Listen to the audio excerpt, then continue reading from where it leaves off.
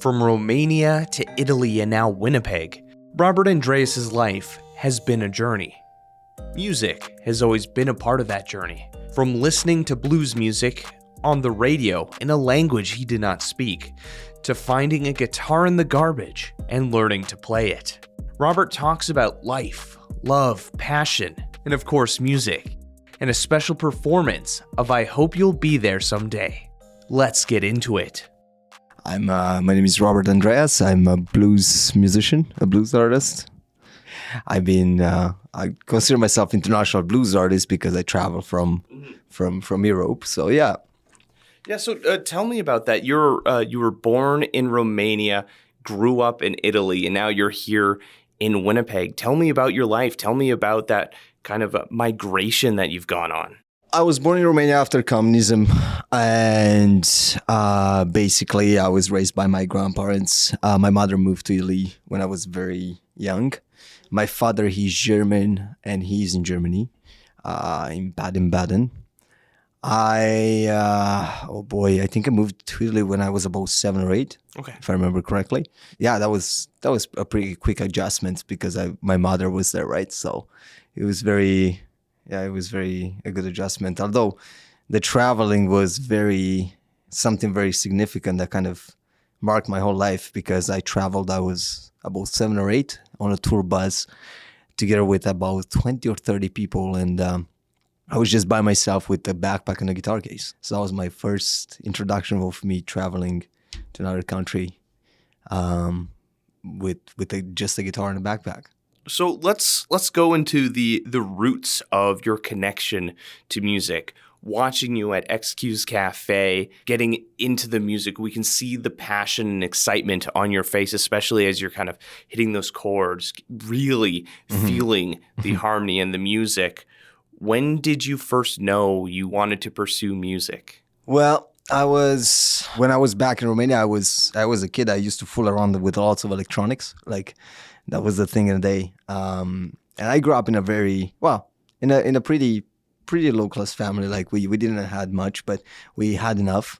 And I had a cassette recorder, and it's one of these devices that you put a cassette inside. You have a green button, you press on it, and it basically records wherever it was on the cassette. And at the time, I was very intrigued with the radio that my grandfather used to have inside the home. Like it was a passive radio with 2 passive wires that was going outside to an antenna. And I knew that if I would move that satellite antenna a little bit to the left and right, I used to pick up frequency. Yeah. So I used to play around with that and pick up like wherever.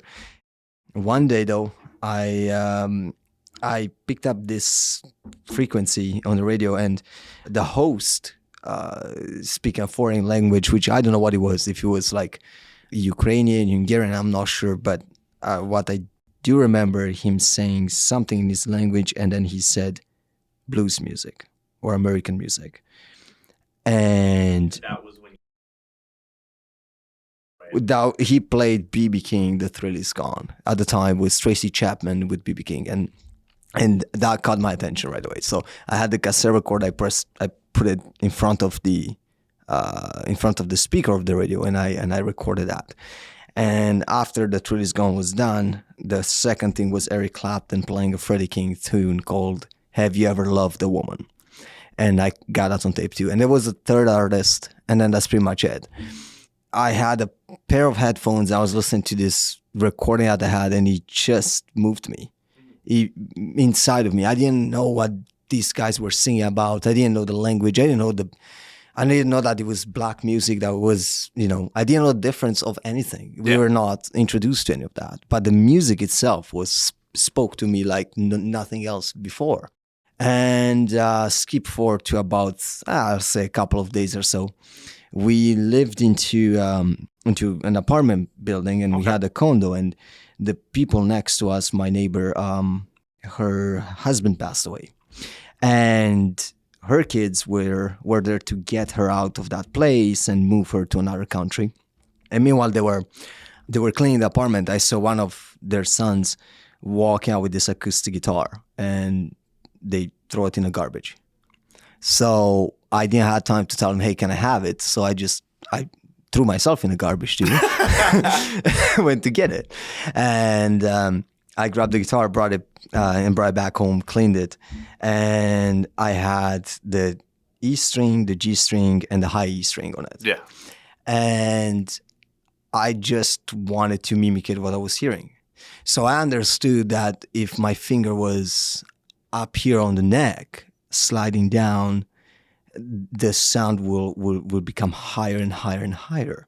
So you're completely self-taught then? At the time I was. At the time. And basically what BB was doing at the time, he was bending notes. So I understood that he was not sliding, but he was pushing the string up on the fretboard.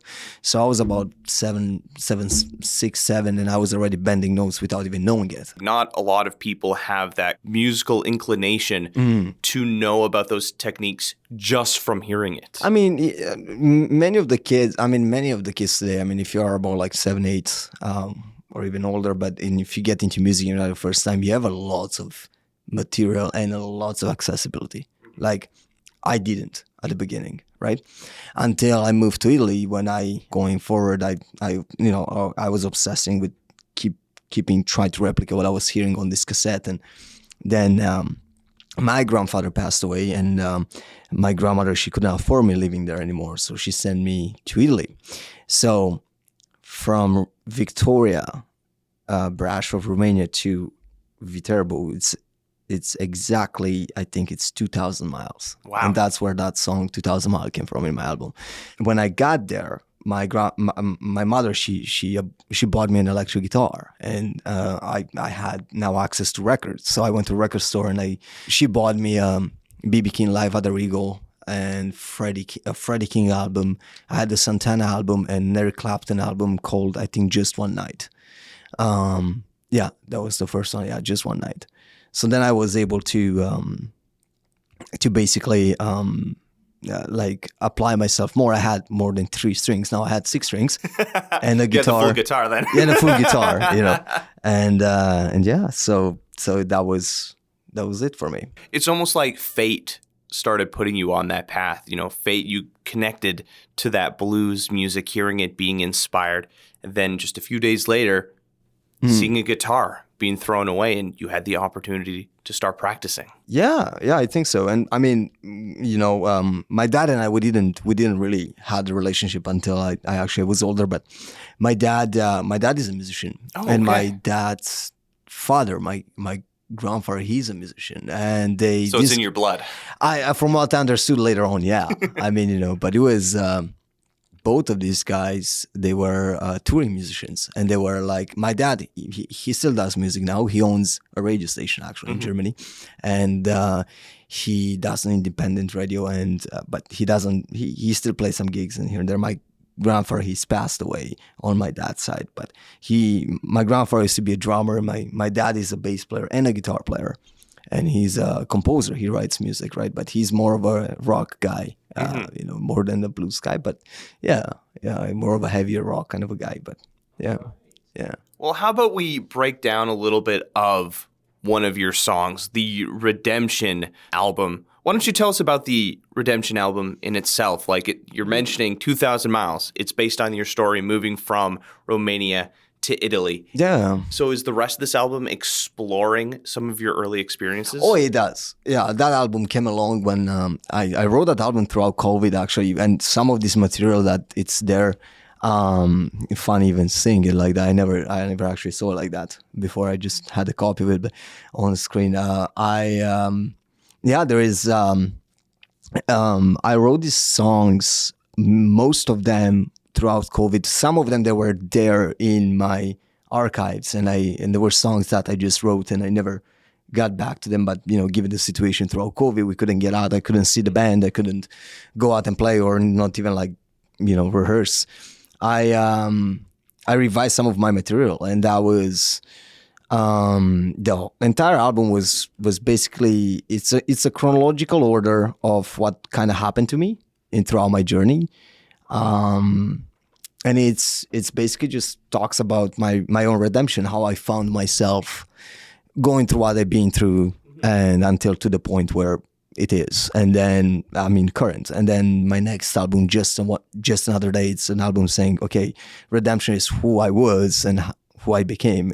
And this is why you've completed that journey. Yeah. And now the new journey begins. Correct. So it's like, it's more of a comeback for me, coming back at it into telling people like, here's where I am and here's like where I'm going next. Right. So but this whole album was beautiful. I have such great memories recording the album, even taking that shot, the album cover. We were with a photographer by the name of Paul Epp at Brazil. And as you can see in the picture, you can see there's actually fog. So we couldn't see much in front of us. So we had to listen for semis passing by. Yeah, just hoping. So, hoping that they're coming. Okay, grab some photos. Okay, get out of the way. Yeah, that was it. It was raining. It was pouring rain as well. So there's a bit of rain on that too. But that's fun. Yeah. It was a live album, and I'm proudly to say that I was recorded, I think, under an hour. It was a one take inside Moral Gospel Church's sanctuary, and Brock Reimer was the engineer behind it. I produced the entire album, it's a beautiful album that brought me lots of joy to doing it and opened many doors for me. Well, let's take a moment and let's listen to the closing song on this album, Sure. Heal My Heart, because, this is the last song as you're talking, chronological order. Yeah. This is where it ends before your next piece begins. Correct. So let's take a listen.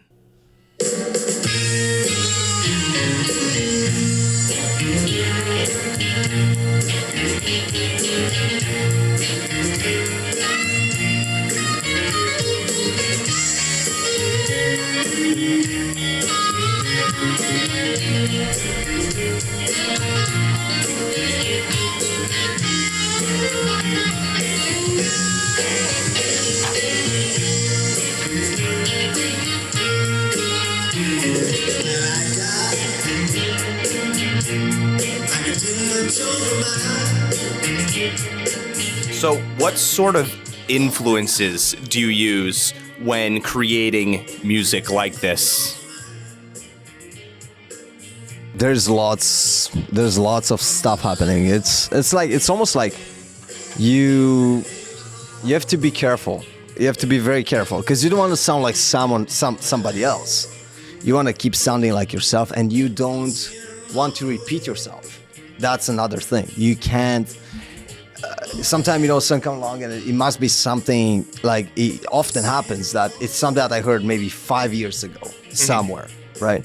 And it came from someone else, and it's a root in the chord progression. So you have to be very careful, or you're playing something like, man, I've done this before, it's a very crazy process, but it's a mix of influences of people, like in my playing and my singing. It's mainly, I guess there is about 4 or 5 people, which is Eric Clapton, Freddie King, Albert King, J.J. Cale. There's lots of that as well. And I rely a lot lately onto reggae too. So I've been listening to Bob Marley. I've been listening to Colin Budd's as well, which is a more of a newer artist and stuff like that. But the Wailers, Bob Marley and the Wailers, lots of that kind of mix and musicality that they had. It was crazy. And JJ is one of my heroes. He's one of the guys that he plays one chord through an entire song, but trying to replicate that, it's almost impossible. Because he had the mindset he had the knowledge of how to record an album. Yeah. And then he was an artist himself. So basically, like, he knew this side of the game of, being behind the control room and doing all of that mix. And then he knew the other side too, of being the artist in the room. So understanding how both elements work and feed off of each other. And that was something that got me inspired to be like, okay, I need to understand a bit more the production part instead of just being technically the artist, right? But when you listen to one of my favorites songs of JJ's, Mongolia, and when there is a small brief solo in that song, that it's a killer. Like, it just it's such a perfection into what he did that I'm not the only one saying this. I mean, there's Eric Clapton saying this, Robert Cray saying the same thing, and these guys is actually where I found out who J.J. Cale was, and I got into it, and that inspired my, lots of my songwriting is J.J. behind it, and this particular track is actually, there's lots of Freddie King licks in here. I haven't listened to this album for quite a while now. Nice. So it's weird. It's weird, yeah. There we go. The ending.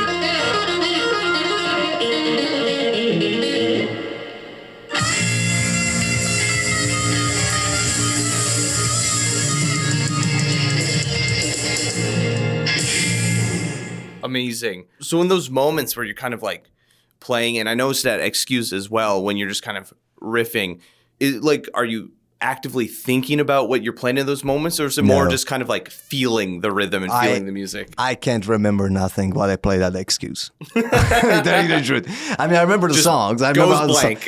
No, because there's a brief moment between you and it's funny because I just made a post on my social media about that the other day. I was actually talking about it.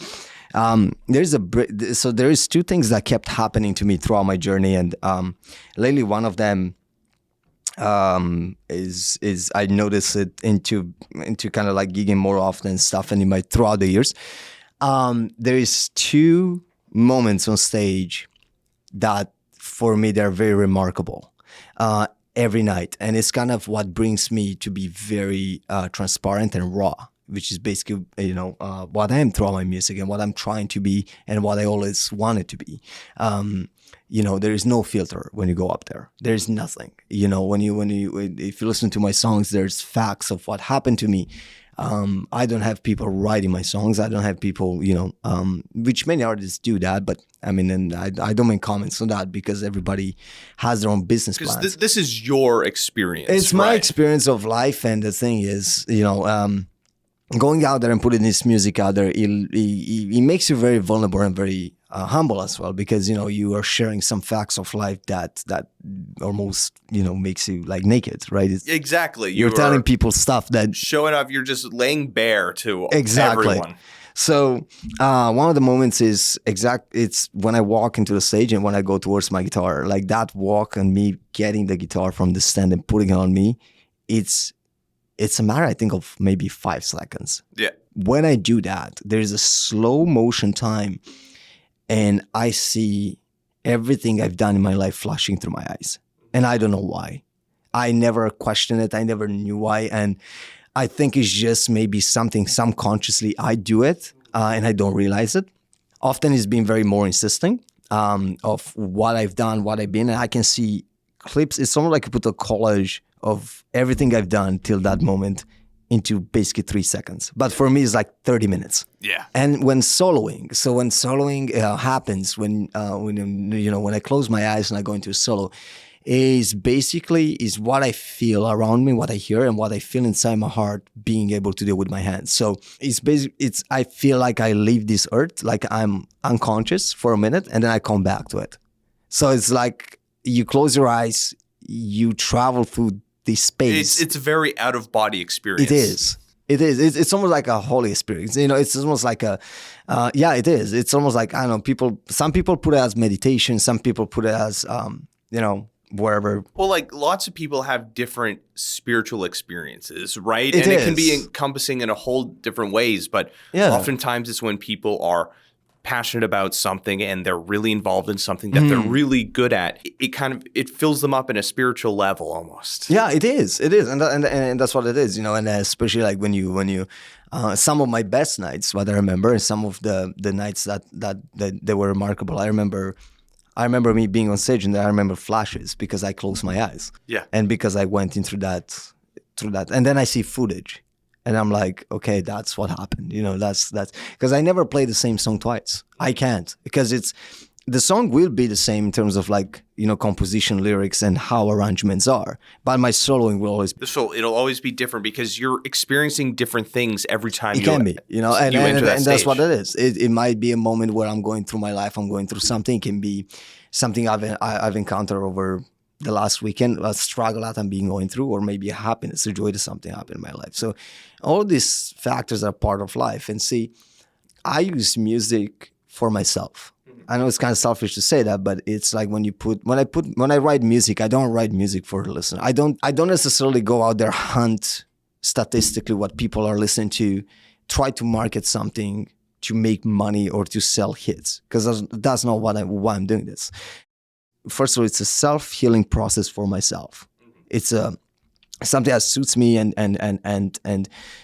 put it this way, my music will tell you more about me than I will ever tell you. So that's, and then, and if I'm lucky enough, and from what I'm hearing, if I'm lucky enough to have people listen to it and be like, I really like this and I can relate to that, then that's a bonus. And so far that bonus came very big.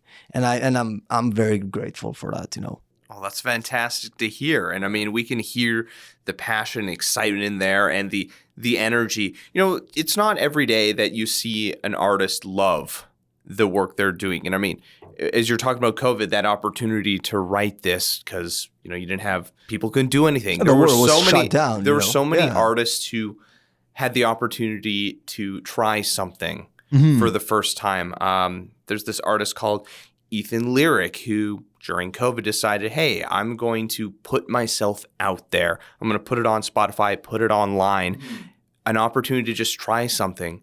And he found success, and he's found something he loves and he's passionate about. Absolutely. And I can clearly hear it when, in your songs and when you're on stage. Oh, thank you. Yeah, no, it was like, for me, COVID was a time where like I was going crazy because I was like locked As up were in many of us. locked up in the house, and then I was talking to my band every single day. Like we were talking till nights. Like we were talking about 3 a.m. and we were like chatting about, hey, what you doing tomorrow? What you doing the next day? Then we started kind of thinking about, hey man, we should get together again when this allows. So I was trying to put together the people I wanted to record with, and I said, okay, well, when we can, let's put this together. So I sent an email to a very small circle of friends and artists that I do have in Winnipeg, and I thought, man, I'm putting myself out there and be like, hey, man, I want to have a recording session, and just see whoever jumps in it. Yeah. Out of these friends. So, and I was thinking myself, who the hell wants to record an album now? You know what I mean? That's probably like it's the worst time. Anyway, this emails got forwarded, and I woke up next morning. I think I had about like 220 emails about people trying to get on this record. I'm like, oh my God. And I was like, okay, well, I picked up, the people that were with me at the time, and some of these artists are Victor Sherella, Derek Lobo. No, it was Victor Sherella, Luke Vanderdon, Kerry Dorkson, Arthur Chappelle was on keys, and myself on vocals. As soon as the Moral Gospel Church allowed us, due to the restriction, to go in there and actually, shut down the church on a Saturday and go in there and record, we were aching for it. Like all of us were aching for it, So I guess COVID just served me in a good way, as well as a little bit of a self-reflecting time, you know, to be able to write this and plan my next move, kind of a thing. What brought you to Canada? You're living life in Romania, then moving to Italy. What was that step that you're like, okay, we're gonna move out to Winnipeg, a prairie city in the middle of? It was my wife. It was what when we first met. I met her in Italy, and basically I was going through a little bit of a depressing moment because I was struggling with some stuff on my own, and it happened that I lost my stepfather, who is very important to me and stuff, and so we were like talking. We're like, well, she would say, why don't you come to Canada just to relax, just take a vacation. So 2 kids later, 10 years later, here I'm standing next to you, talking about it. Okay. So that was basically, for me, it was a journey, because I always wanted to come to America, because I never came here, and I always played American music, what's considered American music, but from the Europeans' views. Just when I came here was, I came here as a visitor, and I took advantage of me being here to go learn English a little bit better and kind of, I knew how to speak English at the time, but I just wanted to master it and be able to like to have a normal conversation and a formal conversation as well. I mean, I've been singing the blues by then for years, and I knew kind of what I was saying, but holding a conversation one-to-one. It's different, right? Exactly. People here, they they live, they breathe. This is their language. So I'm like, man, this is a great time for me to go and master my English. So we went, and she brought me to a place where for newcomers, where you go and sit down and you talk to people. That's how you would develop your skills. And while I was there, I was doing one of these sessions, and I hear someone tapping me on the back, and this fella. I was saying he was so excited to see me, and he said, I know you play guitar, and I heard about you. And I'm like, oh boy, there we go again. I said, oh, thank you so much. And I said, I would really love you to play at one of my events. Mm-hmm. I said, well, I can't work because I'm a visitor, but I can offer my time. It's, so you don't have to pay me. Great, because we wouldn't pay you anyway. I said, okay. Oh, this is a good start for me in Canada, and he said, we have this event, and it's going to be about 300-400 people. Okay, cool. I had my guitar with me. I had 7. 7 is my black guitar. Yeah. Who's been with me since day one. And I had that, and I'm like, well, I'll stop to a music store, grab an amp, and that's it. And then I'll go check out this place and see what it's all about. Yeah. So what's the event called? I said, well, it's Thanksgiving. And I looked at him and said, what the hell is Thanksgiving? Yeah, I guess that's something that Europeans don't have at all. We don't. So then he explained what Thanksgiving is.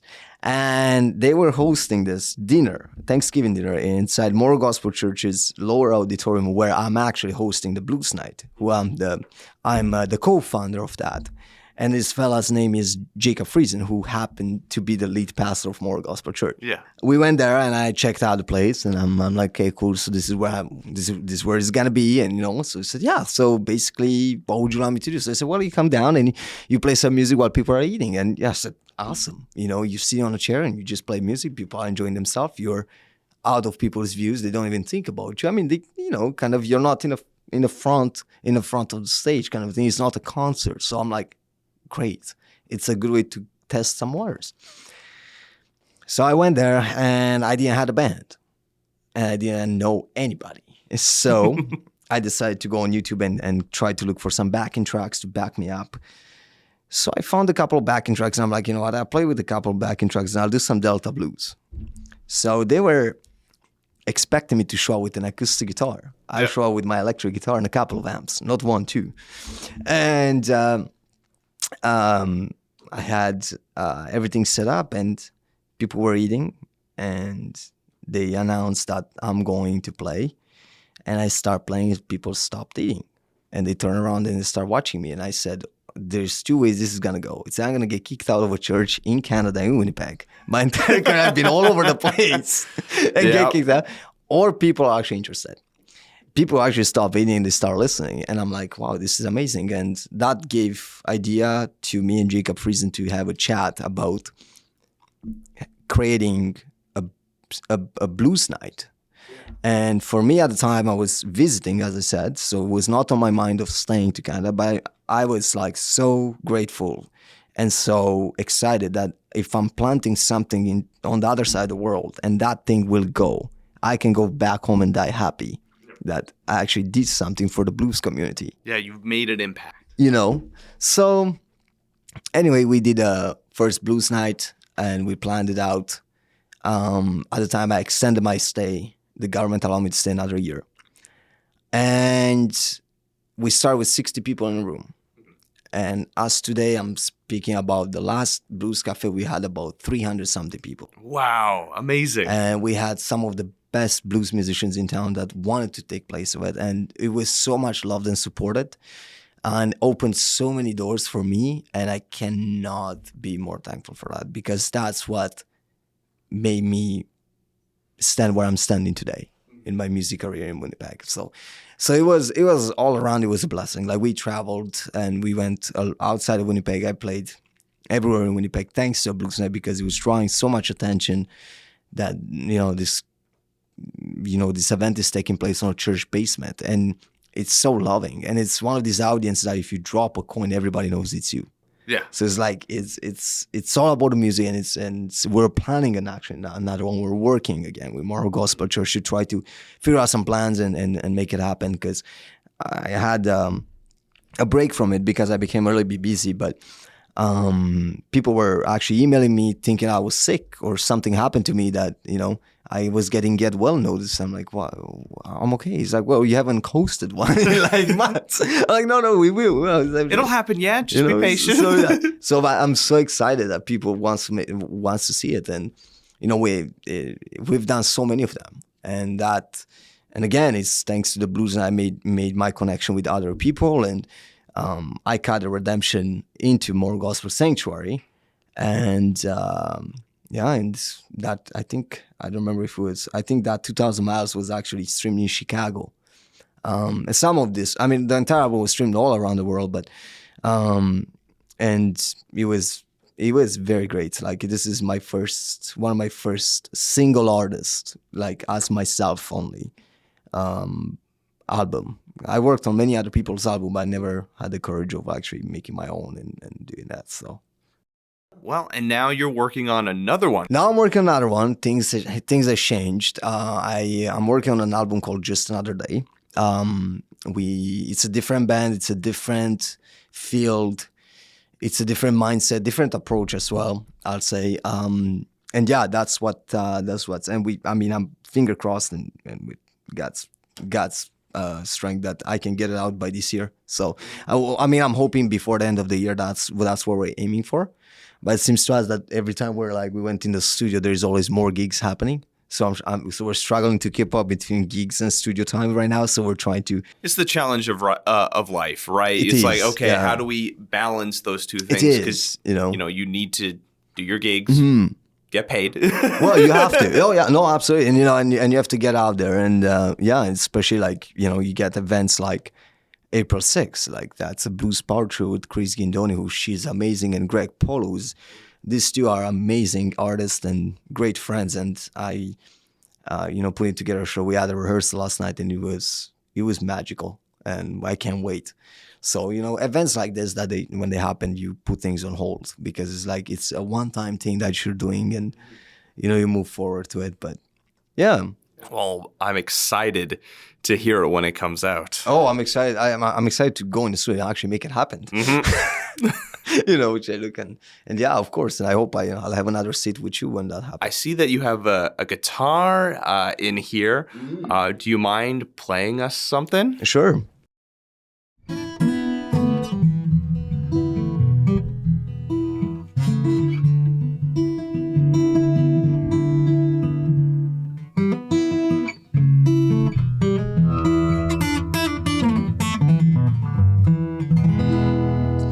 Well, I'm telling you, since we're talking about the Redemption album and then we're talking about the new album, I'm gonna give you a little bit of a different feel of what one song that's gonna end up on the new album is gonna feel like. So this song is called "I Hope You'll Be There Someday."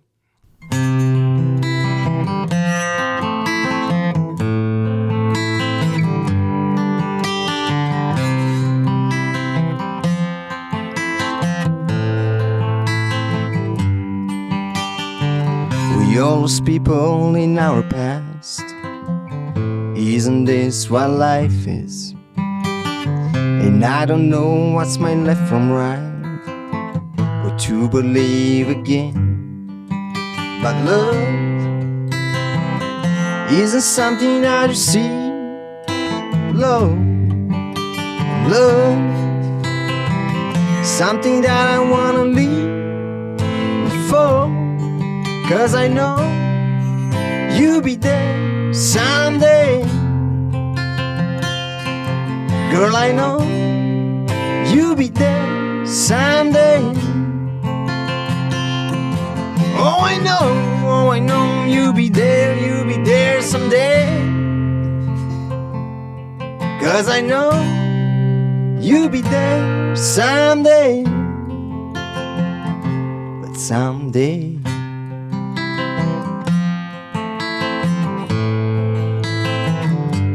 someday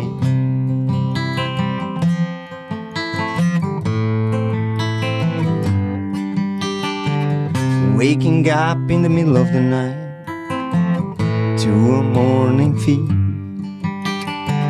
And I don't know what's my left from right, or to believe again. But love is something that I've seen. Love, something that I wanna be for. 'Cause I know you'll be there someday. Oh, I know you'll be there someday. Yes, you will. Baby, no, oh, I know you'll be there. You'll be there someday. Yes, you will, babe. 'Cause I know you'll be there someday. But someday. Thank you, brother. Amazing. Yeah. Walk me through a little bit about creating this piece. What is inspiring this next album, specifically this song? Well, this song, it talks about, like, the first verse, I'm talking about, we all lost people in our paths, and isn't this what life is? You know, it's like, it's a moment of time when you lose people around you.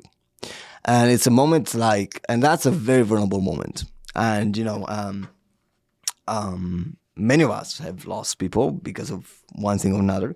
And that's the circle of life, what the circle of life is, right? And that's exactly what the second line on the song, it says, we all lost people in our path, but isn't this what life is? And I don't know what's my left from right or what to believe again. It's those moments when you like, when you lose someone and you think, why is this keep happening? Like, why is people that we love so much, we lose them? Especially, you know, in tragedy things or stuff that you, it's life that you go through, you know? And those moments are very scary moments.